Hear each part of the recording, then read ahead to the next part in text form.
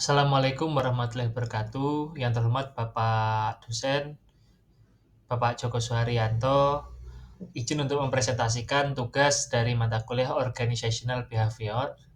Perkenalkan, nama saya Kiki Adiata Maja. Saya mengambil topik fenomena work from anywhere atau hybrid working. Jadi, apa itu fenomena work from anywhere atau hybrid working? Yaitu sebuah fenomena yang menjadi standar baru bagi banyak organisasi yang secara fundamental mengubah cara kerja. Pergeseran ini memiliki dampak yang signifikan terhadap berbagai aspek perilaku organisasi, mulai dari cara karyawan berkomunikasi, berkolaborasi secara virtual, hingga menjaga keterlibatan dan kesejahteraan mereka di tengah tantangan isolasi dan kaburnya batas-batas kehidupan pribadi dan di antara kehidupan pribadi dan pekerjaan. Selain itu, model kerja ini juga menuntut perubahan dalam mengukur produktivitas, pemeliharaan budaya perusahaan yang kohesif tanpa kehadiran fisik yang konsisten, serta pengembangan keterampilan kepemimpinan baru untuk mengelola tim yang tersebar, mendorong organisasi untuk beradaptasi dan berinvestasi dalam teknologi serta praktek yang mendukung lingkungan kerja lebih fleksibel dan terdistribusi. Berikut ini adalah teori motivasi.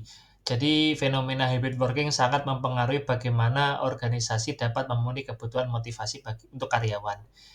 Yang pertama, ada dua teori di sini yang dikemukakan oleh para ahli. Yang pertama, teori kebutuhan Maslow, dan yang kedua adalah teori dua faktor Herzberg. Yang pertama adalah teori hierarki kebutuhan Maslow.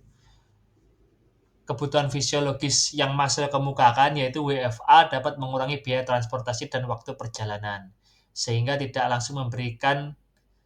langsung memberikan lebih banyak ruang untuk memenuhi kebutuhan dasar bagi para karyawan.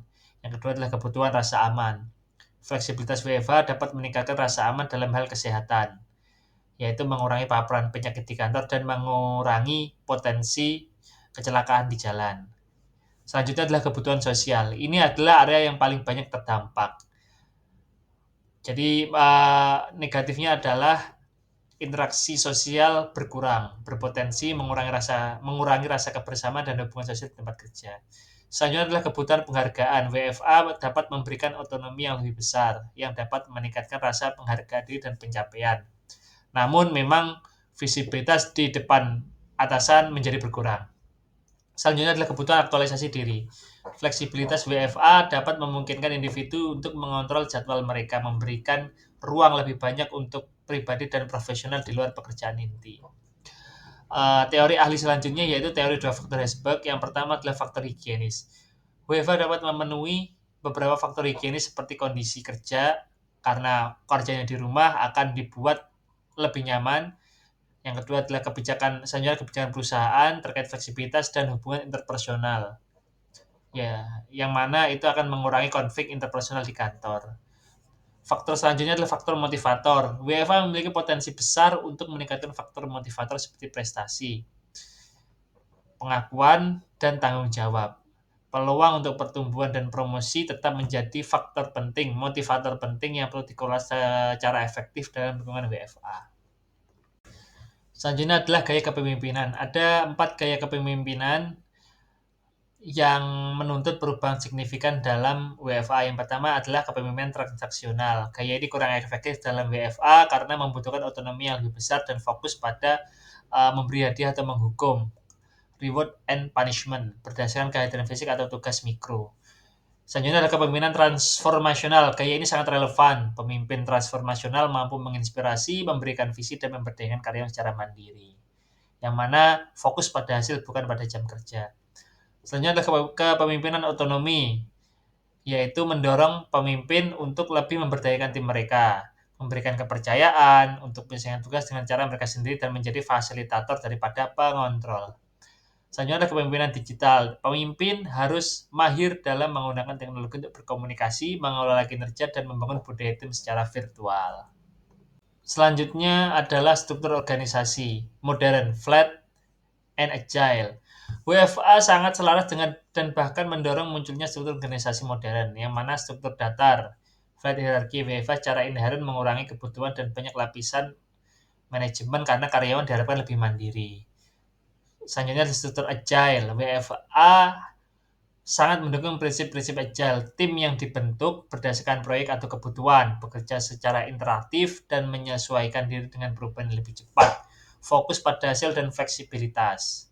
Selanjutnya adalah jaringan. WFA memungkinkan organisasi untuk beroperasi sebagai jaringan di mana individu dan tim dapat berkolaborasi dari lokasi manapun. Batas geografis menjadi tidak relevan yang memungkinkan akses ke talenta global. Selanjutnya adalah struktur berbasis tim atau proyek. WFH memfasilitasi memberikan tim untuk proyek-proyek tertentu, memungkinkan organisasi untuk lebih responsif dan inovatif.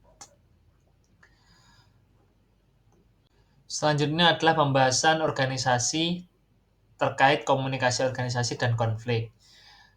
Tantangan terhadap komunikasi organisasi yang pertama adalah karena jarang bertemu di kantor, jarang untuk komunikasi informal, misalkan seperti obrolan di samping mesin kopi, kesulitan membaca isyarat nonverbal, potensi misunderstanding karena ketergantungan pada komunikasi tertulis, dan risiko overload informasi melalui platform digital. Peluangnya adalah meningkatnya dokumentasi, komunikasi, aksesibilitas informasi yang lebih besar, dan kesempatan untuk mendapatkan keterampilan tertulis. Solusinya bisa memanfaatkan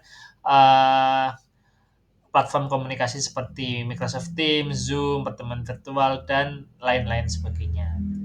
Terkait dengan konflik, potensi peningkatan konflik itu adalah dikarenakan adalah jadwal zona waktu yang berbeda. Konflik terkait ekspektasi kinerja dan ketersediaan karyawan, konflik teknologi, konflik yang muncul karena isolasi sosial. Ada potensi konflik yang menurun, yaitu konflik interpersonal yang bersifat gesekan sehari di kantor makin berkurang. Selanjutnya adalah manajemen konflik. Diperlukan strategi proaktif untuk mengelola konflik, termasuk mediasi virtual, saluran pelaporan yang jelas, dan penekanan pada empati serta komunikasi yang terbuka untuk mengatasi perbedaan. Berikut ini adalah contoh organisasi yang berhasil menerapkan sistem kerja work from anywhere, yaitu adalah Google. Google menjadi salah satu pionir dalam penempatan model kerja hibrid dengan mengadopsi sistem yang mereka sebut model kerja hibrid. Dalam model ini, mayoritas karyawan diharapkan datang ke kantor sekitar 3 hari dalam seminggu, sementara sisanya dapat bekerja dari jarak jauh. Untuk mendukung ini, Google melakukan investasi signifikan pada teknologi kolaborasi dan merancang ulang kantor. Tujuannya adalah untuk meningkatkan interaksi sosial, yang mana interaksi sosial ketika karyawan berada di kantor. Tujuannya untuk pendekatan yang mencerminkan sebagaimana Google berupaya memenuhi kebutuhan sosial karyawan. Nah, ini sejalan dengan teori dari Maslow, sekaligus memberikan fleksibilitas yang merupakan faktor motivator menurut Herzberg, serta memungkinkan penerapan gaya kepemimpinan yang lebih otonom. Mungkin itu saja presentasi dari saya. Ada kurang lebihnya mohon maaf. Wassalamualaikum warahmatullahi wabarakatuh.